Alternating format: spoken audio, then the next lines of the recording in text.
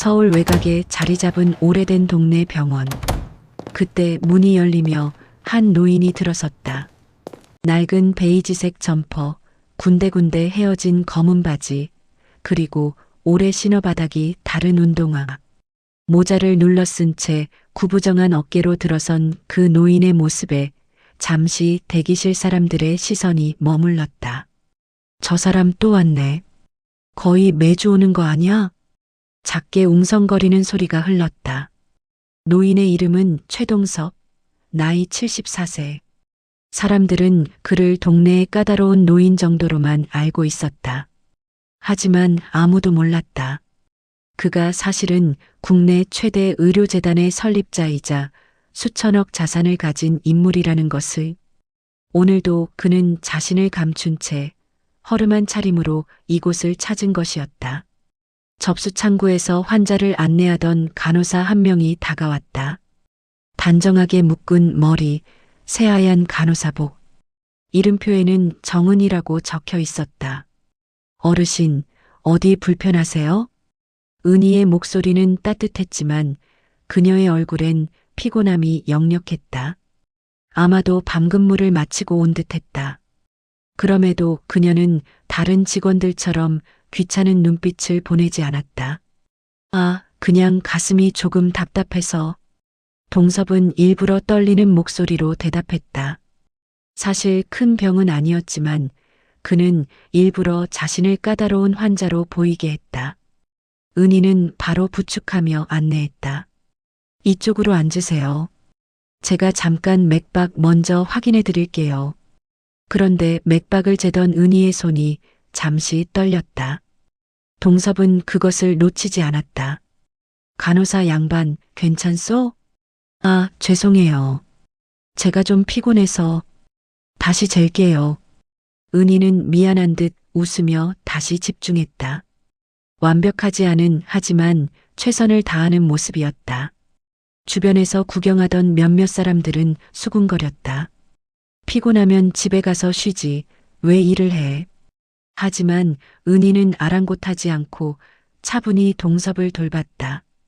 진료를 기다리던 중 은희가 조심스럽게 물었다. 어르신, 혹시 혼자 사세요? 동섭은 고개를 끄덕였다. 예, 뭐 혼자 지내지요. 식사는 잘 챙겨 드시고요. 가끔은 굶을 때도 있지요. 잠시 침묵이 흘렀다. 은희는 뭔가 말하려다가 입을 다물었다. 그녀도 고민하는 게 보였다. 아마도 이 환자에게 내 도시락을 줘야 하나 망설이는 듯했다. 결국 은희는 자신의 가방을 열었다. 작은 주먹밥 하나가 들어 있었다. 검사 끝나고 이거라도 드세요. 많진 않지만. 그녀의 목소리엔 미안함이 묻어났다. 더 좋은 걸 주지 못해 미안한 듯한. 동섭은 순간 말문이 막혔다. 자신이 변장에 찾아온 이유는 사람들의 진심을 보기 위해서였는데 이 젊은 간호사는 자신도 넉넉하지 않으면서 나눔을 실천하고 있었다. 검사실 앞 의자에 앉아 기다리던 동섭은 문득 50년 전 기억을 떠올렸다. 그의 첫사랑, 이름은 수진. 가난했지만 누구보다 밝게 웃던 여인이었다. 비 오는 날 길가에 쓰러진 노인을 가장 먼저 달려가 도왔던 사람도 수진이었다. 체면보다 중요한 건 사람의 생명이에요. 그때 수진이 했던 말이 지금 은희의 모습과 겹쳐 보였다. 하지만 그는 그 사랑을 지키지 못했다. 가문과 체면에 눌려 수진을 떠나보냈고 결국 권력과 돈을 택했다. 그 대가는 평생의 외로움이었다. 진료를 마치고 나오면서 동섭은 스스로에게 다짐했다. 그래, 이 여자가 진심으로 환자를 대하는지 내가 직접 확인해야겠다. 첫 만남은 단순한 호의일 수도 있었다. 그래서 그는 마음속으로 3번의 시험을 준비하기 시작했다. 작은 친절을 끝까지 지켜낼 수 있는가? 이익이 걸린 상황에서도 정직할 수 있는가? 압력과 권력 앞에서도 원칙을 지킬 수 있는가? 밖으로 나오자 겨울바람이 얼굴을 스쳤다. 동섭은 낡은 점퍼 주머니에 손을 넣고 걸었다. 그때 뒤에서 누군가 뛰어오는 소리가 들렸다. 어르신, 잠깐만요. 돌아보니 은희가 숨을 헐떡이며 서 있었다. 이거 어르신 차트 보니까 다음 주에 다시 오셔야 하는데 혹시 잊으실까 봐요. 제 번호 적어 드릴게요. 날짜 까먹으시면 전화 주세요. 은희는 작은 메모지에 휘갈겼으며 말했다. 그리고 정말 식사 꼭 챙겨 드세요. 약은 밥 먹고 드셔야 해요. 동섭은 그 메모지를 받아들며 물었다. 간호사 양반은 왜 이렇게까지 신경 쓰시오? 은희는 잠시 머뭇거리다가 솔직하게 대답했다. 제 아버지도 혼자 사시거든요. 제가 옆에 못 있어 드리니까 다른 어르신들한테라도 잘해드리고 싶어서요. 이기적인 이유죠, 사실은. 그녀는 쓸쓸하게 웃었다. 동섭의 손이 미세하게 떨렸다. 이 간호사는 완벽한 성인이 아니었다. 자신의 죄책감을 다른 이에게 투영하며 위안을 얻는 그저 평범한 인간이었다. 그래서 더 진실되게 느껴졌다. 고맙소, 간호사 양반. 은희는 환하게 웃으며 병원으로 돌아갔다. 동섭은 그 뒷모습을 보며 중얼거렸다. 민준아, 내가 왜 그녀를 택했는지 조금 알 것 같구나. 하지만 동시에 마음 한켠이 무겁게 내려앉았다. 그래도 우리 집안에 과연 맞는 사람일까? 2주 뒤 동섭은 다시 그 병원을 찾았다. 이번엔 일부러 더 까다로운 환자 역할을 준비했다. 오래된 처방전 여러 장을 챙겨왔고 복용 중인 약 목록도 일부러 복잡하게 만들어 왔다. 대기실에서 그를 본 몇몇 환자들은 눈을 흘겼다. 또 저 노인네야? 맨날 뭔가 트집 잡더라. 속삭임이 들려왔지만 은희는 여전히 밝게 다가왔다. 어르신, 오늘은 어디가 불편하세요? 허허, 약이 다 떨어졌는데 이 약들이 맞는 건지 모르겠어. 자꾸 어지럽고. 그는 일부러 구겨진 처방전 여러 장을 내밀었다. 은희는 처방전들을 하나하나 펼쳐보며 꼼꼼히 확인했다. 그런데 갑자기 얼굴이 굳어졌다. 어르신, 이 약들 같이 드시면 안 돼요. 뭐가? 여기 혈압약이랑 여기 소염제가 같이 들어가면 신장에 무리가 갈 수 있어요. 누가 이렇게 처방했어요? 동섭은 일부러 버럭 소리를 냈다. 그럼 나보고 어쩌란 말이야. 의사가 준 건데. 간호사가 감히 의사 처방에 뭐라 하는 거야? 순간 대기실이 조용해졌다. 모두가 이 상황을 지켜봤다. 옆에 있던 선배 간호사가 은희에게 속삭였다. 은희야, 그냥 넘어가. 저 어르신 까다로우신 거 알잖아. 괜히 시비 붙지 마. 하지만 은희는 고개를 저었다. 안 돼요. 이건 환자 안전 문제예요. 그녀는 동섭을 정면으로 바라보며 단호하게 말했다. 어르신, 화나실 수도 있어요. 하지만 이 약 조합은 정말 위험해요. 제가 의사 선생님께 다시 확인해 드릴게요. 시간 좀 걸려도 괜찮으시죠? 동섭은 일부러 투덜거렸다. 시간이 어디 있어. 나 바쁘단 말이야. 그럼 제가 퇴근 후에 어르신 집으로 찾아가서 약 정리해 드릴게요. 안 되면 제가 시간 내서라도 꼭 도와드릴게요. 그 말에 동섭은 말문이 막혔다. 자신의 불편함보다 환자의 안전을 우선시하는 모습이었다. 결국 은희는 의사를 찾아가 상황을 설명했다. 의사는 처음엔 귀찮아했지만 은희가 약물 상호작용 자료까지 보여주자 인정할 수밖에 없었다. 아, 이거 놓쳤네. 고마워, 은희 씨. 다시 처방할게. 1시간 뒤 은희는 새로운 처방전을 들고 동섭에게 돌아왔다. 어르신, 죄송해요. 시간이 오래 걸렸죠? 이제 안전한 약으로 바꿨어요. 동섭은 잠시 그녀를 바라봤다. 간호사 양반 왜 이렇게까지 하시오? 은희는 잠시 머뭇거리다가 솔직하게 말했다. 사실 예전에 제 실수로 환자분이 위험했던 적이 있어요. 뭐, 신입되었어요. 바쁘다는 핑계로 약 확인을 대충 했다가 환자분이 알레르기 반응을 일으켰어요. 다행히 큰 사고는 안 났지만 그때 정말 무서웠어요. 은희의 목소리가 떨렸다. 그 이후로 다짐했어요. 절대 환자 안전을 대충 넘기지 말자고. 설령 까다롭다는 소리를 들어도 귀찮다는 소리를 들어도요. 동섭은 깊은 숨을 내쉬었다. 그녀는 완벽한 사람이 아니었다. 실수도 했고 그 실수에서 배웠다. 그 환자는 괜찮았소? 네, 다행이요. 하지만 전 그 일을 절대 잊지 않아요. 그게 제 원칙이 됐거든요. 그날 저녁 동섭은 비서에게 지시했다. 정은이 간호사, 조용히 알아봐. 과거 기록, 평판, 모든 것. 며칠 후 보고서가 올라왔다. 회장님, 정은이 간호사는 환자들 사이에서 평판이 매우 좋습니다.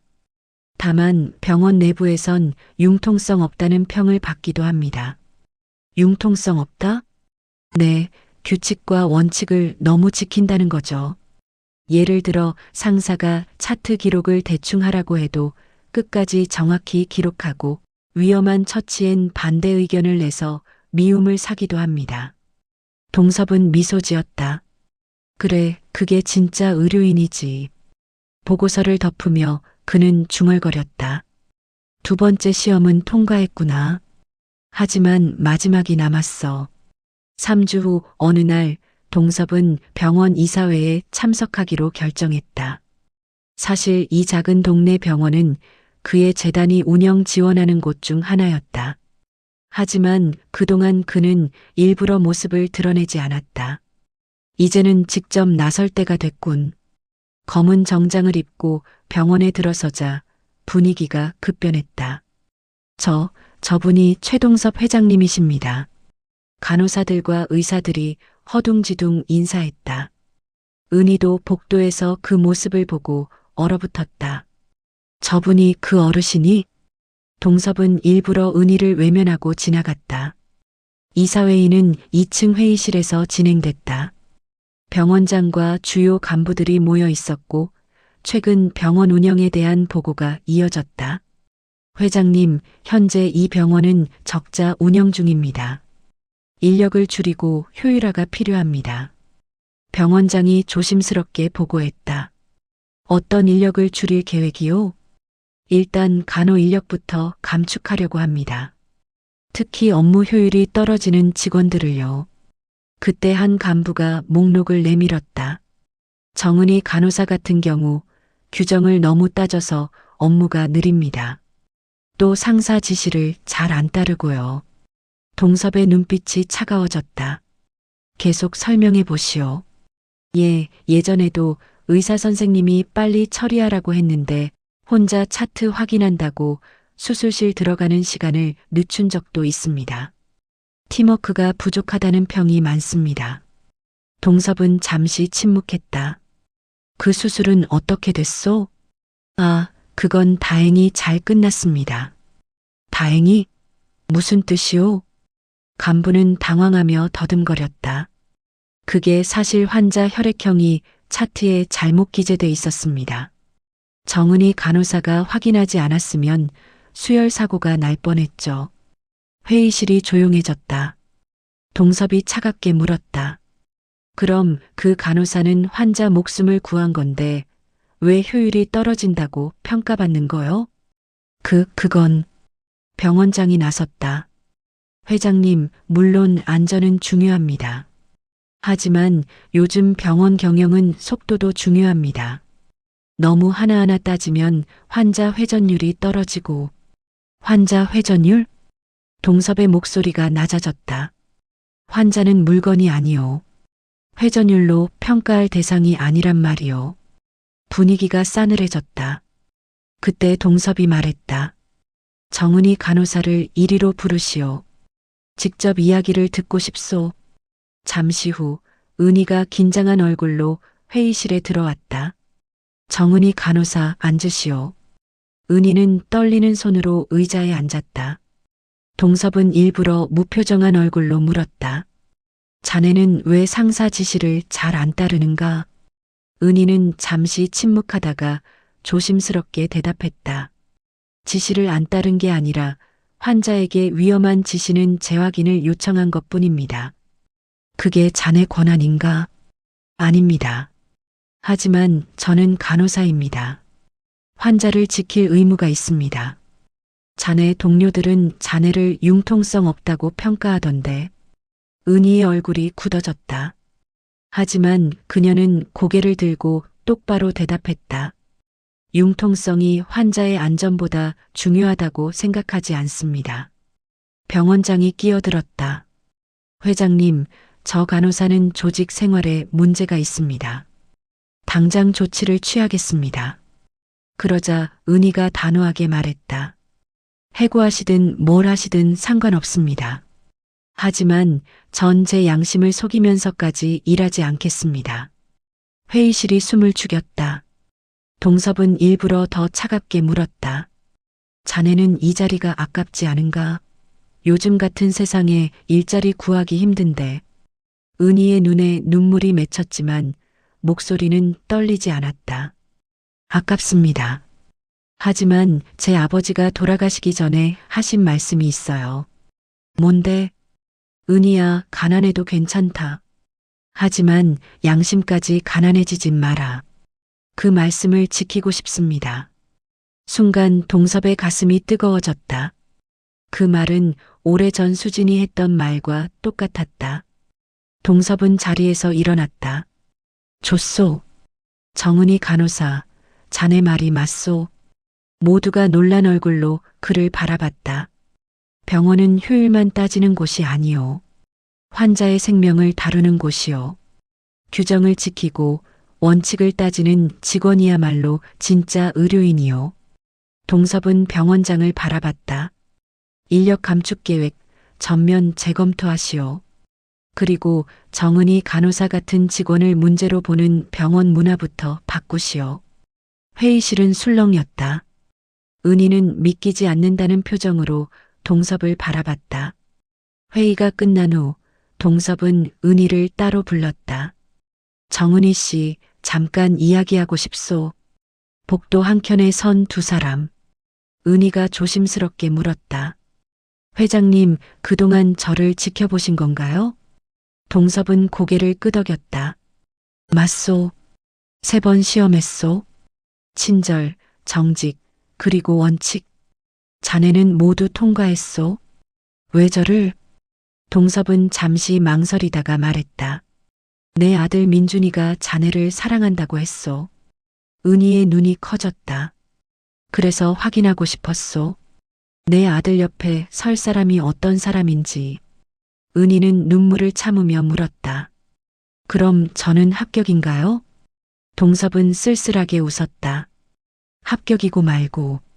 하지만 그는 창밖을 바라봤다. 사실 난 아직도 두렵소. 자네가 우리 집안의 압력을 견뎌낼 수 있을지. 압력이요? 우리 집안은 복잡하오. 특히 내 큰딸 정숙이는 자네를 쉽게 받아들이지 않을 거요. 은희는 고개를 숙였다. 회장님, 전 처음부터 민준 씨와 제가 어울리는 짝이라고 생각하지 않았어요. 집안도 다르고 제가 가진 것도 없으니까요. 그런데 왜 민준이를 만났소? 은희가 조용히 대답했다. 민준 씨가 제 마음을 먼저 알아줬어요. 제가 힘들 때 아무 조건 없이 옆에 있어줬어요. 그게 사랑이 됐어요. 동섭은 그 말을 듣고 50년 전을 떠올렸다. 자신도 수진에게 그렇게 사랑받았었다. 은희 씨, 한 가지만 약속하시오. 네. 어떤 압력이 와도 민준이 곁을 지켜주시오. 내가 하지 못한 일을 자네가 해주시오. 은희는 눈물을 닦으며 고개를 끄덕였다. 며칠 후 최동섭은 가족회의를 소집했다. 넓은 저택 거실에 가족들이 모였다. 큰딸 정숙, 아들 민준, 그리고 작은 딸 지혜. 오늘은 중요한 이야기가 있어서 모였다. 동섭이 말하자 정숙이 날카롭게 물었다. 아버지, 민준이 사귀는 여자 때문인가요? 맞다.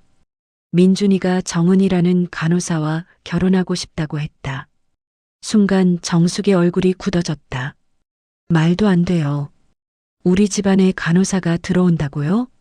배경도 학벌도 집안도 없는 사람을. 민준이 반박했다. 누나, 은희는 그런 걸로 판단할 사람이 아니야. 그럼 뭘로 판단하는데? 사랑? 사랑으로 재단을 지킬 수 있어?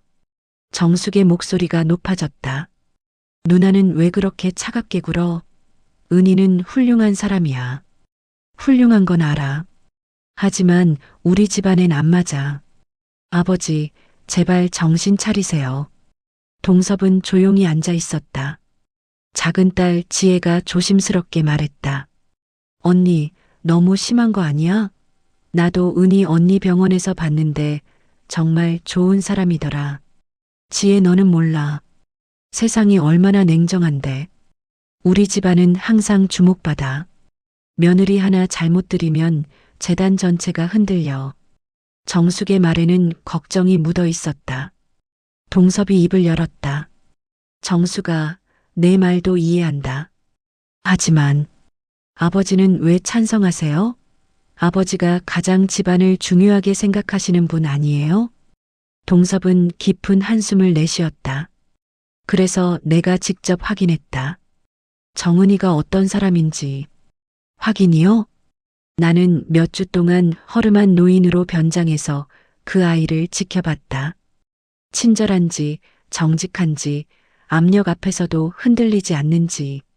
가족들이 놀란 표정으로 서로를 바라봤다. 그리고 알았다. 저 아이는 진심으로 사람을 대하는 아이야. 돈도 권력도 집안도 보지 않고. 정숙이 비웃듯 말했다. 그래서요? 착하다고 우리 집안 며느리가 되는 건 아니잖아요. 정수가. 동섭의 목소리가 커졌다. 내가 왜 이렇게 변했니? 예전엔 내가 가장 따뜻한 아이였는데. 정숙의 눈가가 붉어졌다. 아버지야말로 왜 변하셨어요? 뭐, 예전엔 아버지가 그러셨잖아요. 우리 집안은 함부로 사람을 받아들이면 안 된다고. 집안과 집안의 결합이라고. 정숙의 목소리가 떨렸다. 저도 그 말 때문에 사랑하는 사람 포기했어요. 아버지가 반대하셔서. 순간 거실이 조용해졌다. 동섭은 할 말을 잃었다. 그때 아버지는 뭐라고 하셨어요? 정수가 개인의 감정보다 가문이 우선이다. 그렇게 말씀하셨잖아요. 정숙의 눈물이 흘러내렸다. 그래서 전 포기했어요. 5년 동안 사귄 사람을. 그런데 이제 와서 민준이한테는 사랑을 허락하세요? 이게 공평한가요? 민준이 누나에게 다가갔다. 누나 그런 일이 있었어? 넌 몰랐겠지. 나도 말 안 했으니까. 정숙은 눈물을 닦으며 아버지를 바라봤다. 아버지, 전 아버지가 원망스러워요. 그때 제 마음을 짓밟으셨잖아요. 동섭은 자리에서 일어나 정숙에게 다가갔다. 정숙아 미안하다. 이제 와서 미안하다고 하면 뭐해요. 나도 알고 있다. 내가 내 인생을 망쳤다는 것. 그래서 더 민준이만큼은. 동섭의 목소리가 떨렸다. 민준이만큼은 내 실수를 반복하지 않게 하고 싶었다. 정숙은 고개를 돌렸다. 그럼 제 희생은 뭐가 되는 거예요? 지혜가 언니의 손을 잡았다. 언니 아픈 건 알아. 하지만 민준 오빠까지 언니처럼 아프게 할 순 없잖아. 그래서 난 괜찮다는 거야?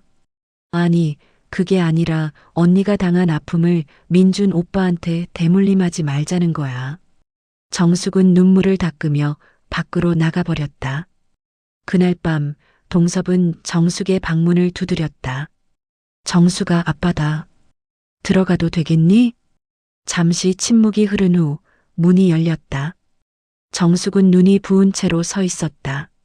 뭐하러 오셨어요? 이야기 좀 하자. 두 사람은 방 안에 마주 앉았다. 동섭이 먼저 입을 열었다. 정수가, 내가 너한테 잘못했다. 내가 사랑하는 사람을 포기하게 만든 것. 이제 와서 그 말 해봤자. 알고 있다. 하지만 나도 변명 좀 하게 해다오. 동섭은 오래된 사진 한 장을 꺼냈다. 흑백 사진 속엔 젊은 남자와 여자가 웃고 있었다. 이 사람이 누군지 아니?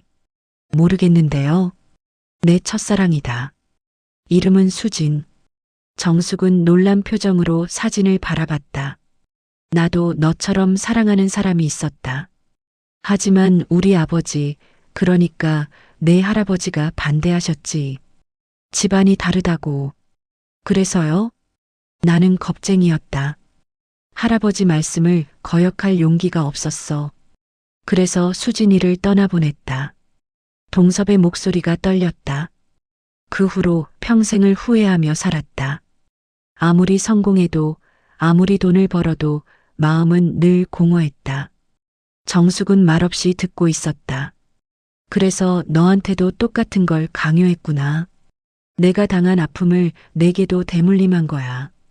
동섭은 정숙의 손을 잡았다. 정숙아, 아빠가 잘못했다. 내 행복보다 체면을 택한 게 잘못이었어. 정숙의 눈에서 눈물이 흘러내렸다. 너무 늦었어요, 아빠. 그 사람은 이미 결혼했어요. 다른 사람과. 그래도 민준이만큼은 내 전철을 밝게 하고 싶지 않다. 정숙은 눈물을 닦으며 물었다. 그 은이라는 사람 정말 괜찮은 사람이에요? 그래. 내가 직접 보면 알 거다. 며칠 후 동섭은 은희를 저택으로 초대했다. 오늘은 우리 가족 모두와 식사를 하려고 합니다. 은희는 긴장한 얼굴로 초인종을 눌렀다. 문이 열리고 민준이 반갑게 맞이했다. 은희 왔어? 괜찮아. 우리 가족 다들 좋은 분들이야. 하지만 거실로 들어서자 분위기는 냉랭했다. 정숙이 차갑게 은희를 바라봤다. 앉으세요. 은희는 조심스럽게 자리에 앉았다.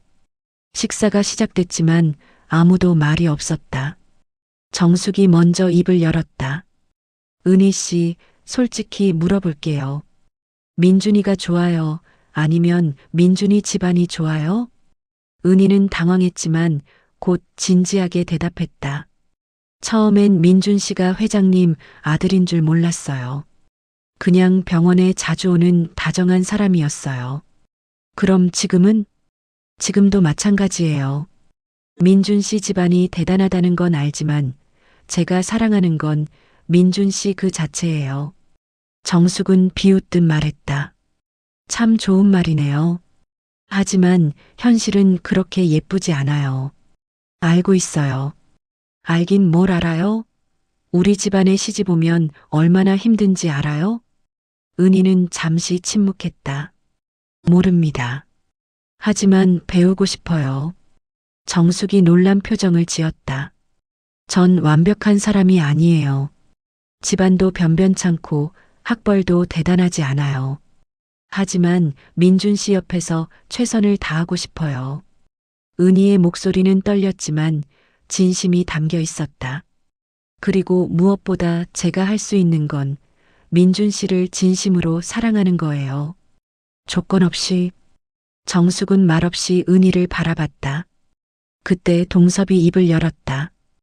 은희 씨, 하나 물어보겠소. 만약 우리 가족 모두가 반대한다면 어떻게 하겠소? 은희는 눈물을 참으며 대답했다. 민준 씨를 포기할 거예요. 민준이 깜짝 놀라 은희를 바라봤다. 왜냐하면 민준 씨가 가족과 멀어지게 만들고 싶지 않거든요. 제가 사랑하는 사람이 상처받는 걸 원하지 않아요. 정숙의 얼굴에 변화가 일어났다. 그렇다고 민준 씨를 잊을 순 없겠지만 민준 씨의 행복이 우선이에요. 그게 진짜 사랑이라고 생각해요. 순간 식탁이 조용해졌다. 정숙이 천천히 입을 열었다. 은희 씨, 한 가지 더 물어볼게요.